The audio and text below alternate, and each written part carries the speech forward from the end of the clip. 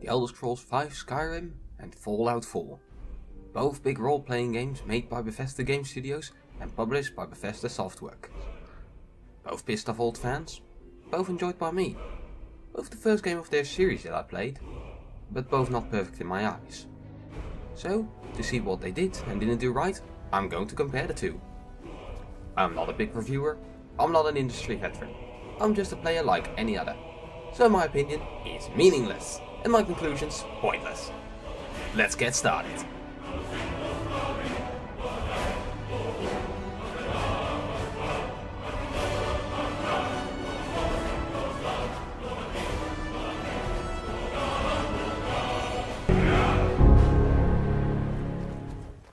What is always really important to know if you're listening to someone's criticism on something is what their experience are. So, if I want to criticize Fallout 4 and Skyrim, I have to tell a bit more about my experiences with the games. First I'll take a look at Skyrim as it came first, then I'll look at Fallout 4. Let's start looking back. But before we can look at my experiences with Skyrim, we need to take a look at the games I played before it. When I started playing Skyrim, I wasn't really a gamer. To give a quick idea on some major games I played at the time: Freddy Fish, Rollercoaster Tycoon, The Sims 2, RuneScape, Lego Indiana Jones on the PSP, and Spore. Yes, games were still a pretty new thing to me, but I saw a friend play it and I got really intrigued, though he did spoil the ending for me. When looking it up at home, it looked amazing, and the Khajiit really intrigued me. So I got it. And then I found out I couldn't play it. So I bought the bare minimum video card, and I finally started playing it. And it looked amazing. I had no idea about the lore or anything, but it just looked so pretty. I made a Khajiit stealth guy named Sizzle. Yeah, pretty cheesy name, but I still kinda like it. And I ran off to the Dark Brotherhood. I tried to kill the first target, and couldn't. Not because of any silly morals or something, but because I didn't have the damage. So I tried doing a dungeon, but it was really hard. So I made a new character, Argonian with 2 axes, who I also didn't like. So I made another character, and another, and another. Yep, me and the game never clicked. Until I found one guide. A guide on how to make a Nightblade. Dark Elf, Vampire, using Sneak and Illusion. This guy, Gilfy, yeah, still great with names, was overpowered as hell. Going invisible, sending everyone in a frenzy, then slitting the throat of the last guy standing. It was completely broken, but just what I needed. But after lots of hours, also that got boring. I started installing mods. Some that would make me more powerful. Those silly ones that makes chicken explode. And lightsabers. Doing the main quest with cheats. Looking back, I can't understand how I found that fun. But those were different days. Days I didn't care about stories in games. Days my English was so bad I couldn't understand everything they were saying.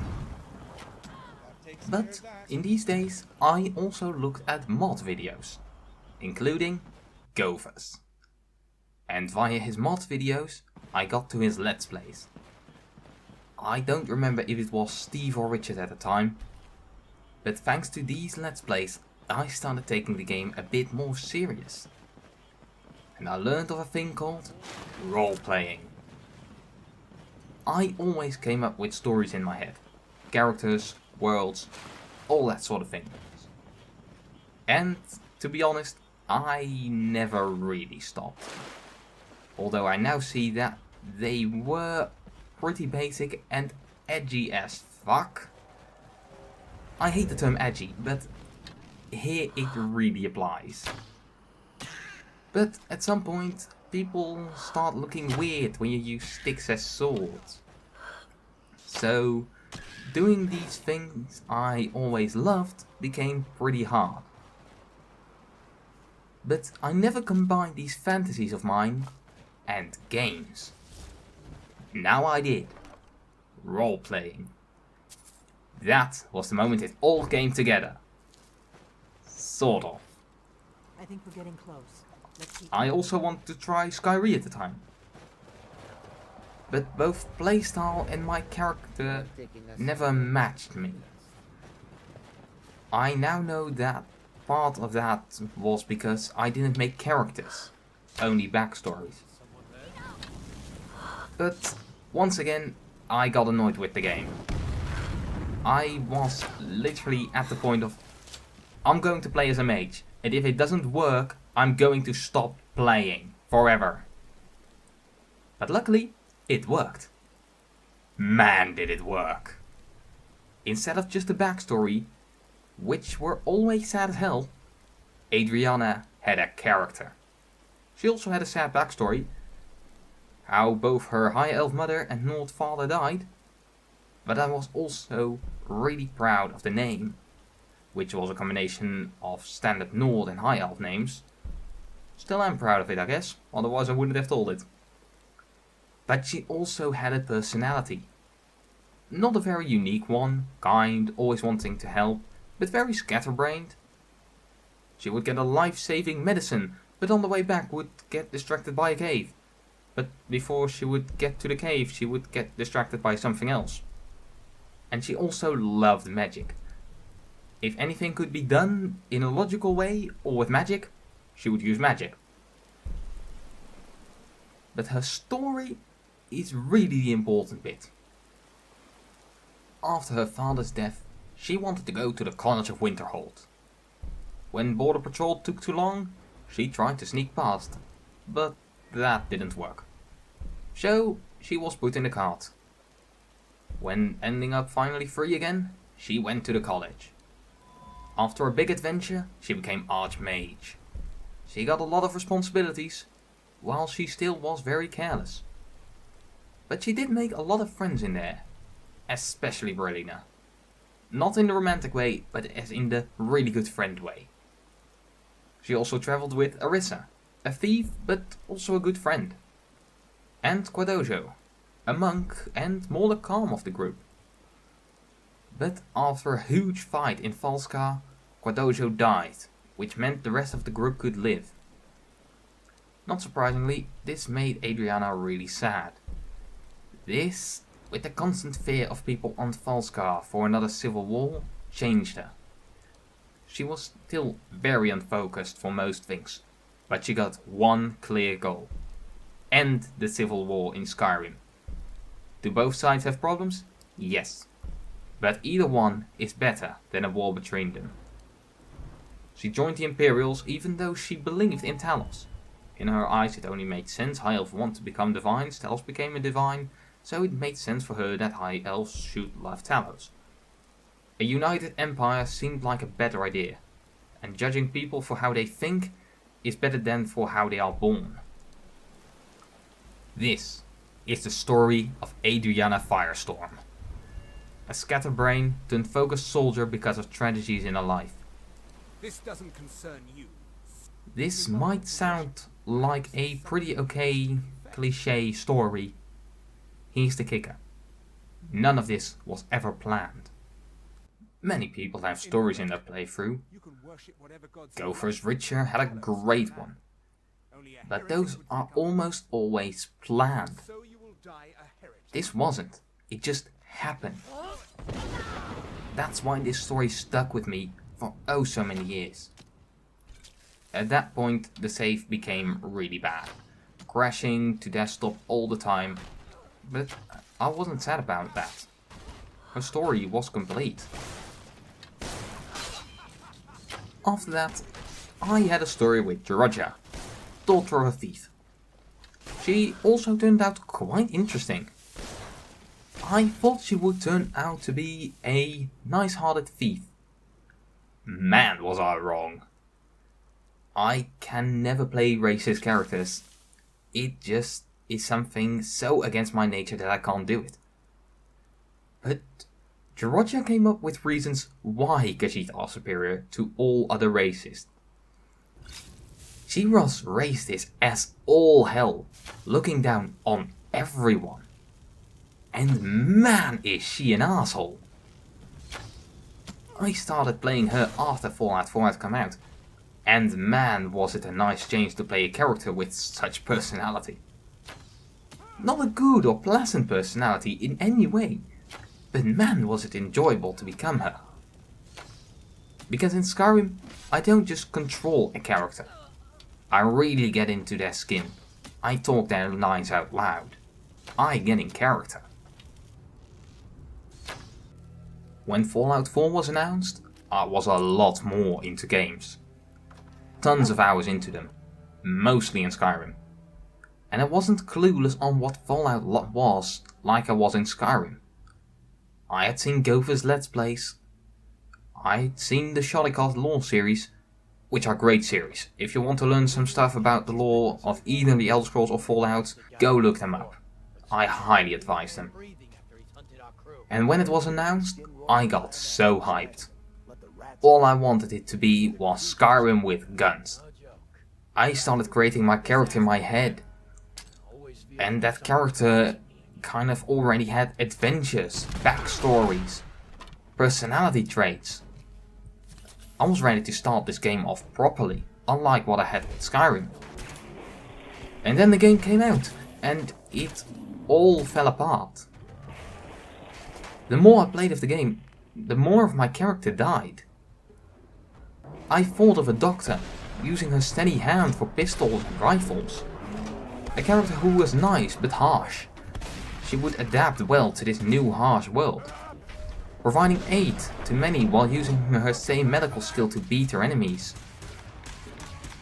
But what I got was Nora, a lawyer, who always sounds nice, and is married, and has a kid. I tried to run with a guy who was good at shooting, but didn't have any crafting skill, meaning he had to loot weapons with good mods. Cool idea, but got pretty tedious. I also made a character who was great at crafting, but shit with weapons. This really is a cool way to play, and I highly recommend it. But I also did it with one of the first overhaul mods. That broke, giving me a point of strength every level. I stopped with that character after strength 21. I had one character who was also pretty cool. Power armor and melee. Very strong and a lot of fun. But for some reason, that save started crashing. Only recently I finally got a character that I kind of like. Miss Nora Bond. Stealth on survival difficulty with a ton of mods. This one is pretty cool as she is very strong but very fragile. And always something is a problem. Out of bullets, lack of water or low on food. The story is still the weak part. The story of Fallout 4 is pretty okay and asks nice questions. But after seeing it a lot and played parts of it quite a few times, the main focus on the main story becomes problematic. I mainly play Fallout for the gameplay now, for which it is pretty good. Except that I don't want to play it for good gameplay. I want it to be like Skyrim, where I can make my own character, where I can have my own stories, where unexpected things can happen all the time because my characters can be unpredictable.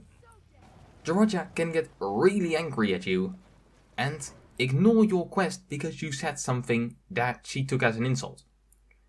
Even though I know what would happen in game, I don't know how she would react all the time. Here is a story that really shows why I love Skyrim. Georgia was sent to Setna Mine. I had thought up a story where she would kill the prisoners one by one very sneaky, fairly slowly over days. For some reason, I ended up meeting the main man on day 1.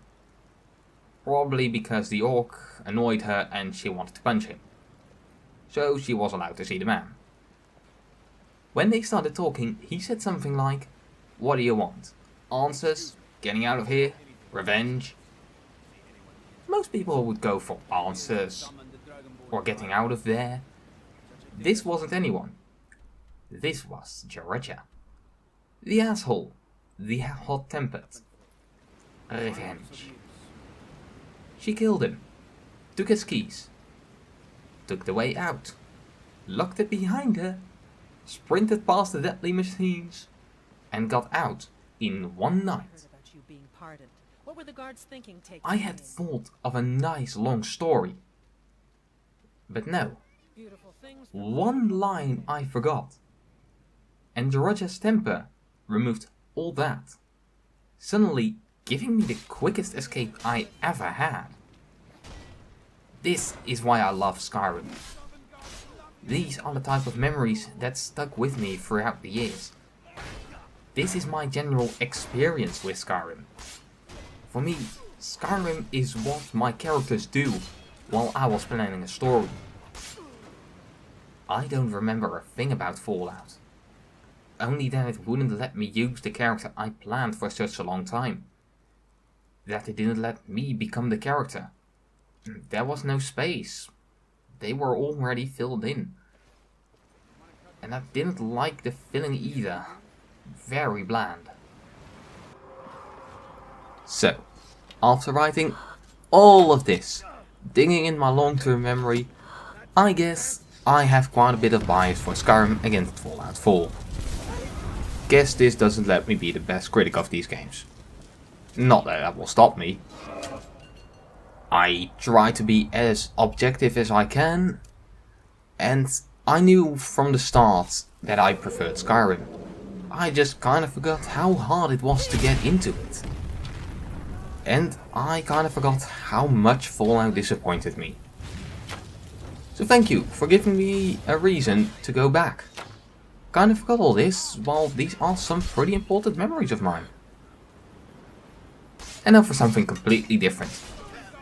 The next video will look at the next couple hours of these two games, for which I had already written most of the script before I found out people wanted this one first. Not bitter. If I didn't want you to have the option, I wouldn't have given it. And it just means I have less work to do next week. Hopefully see you for the next one. This has been Phoenix, saying farewell. And at the end of the video, only 2 quotes are left to be said. War. War never changes. Puss! Rada!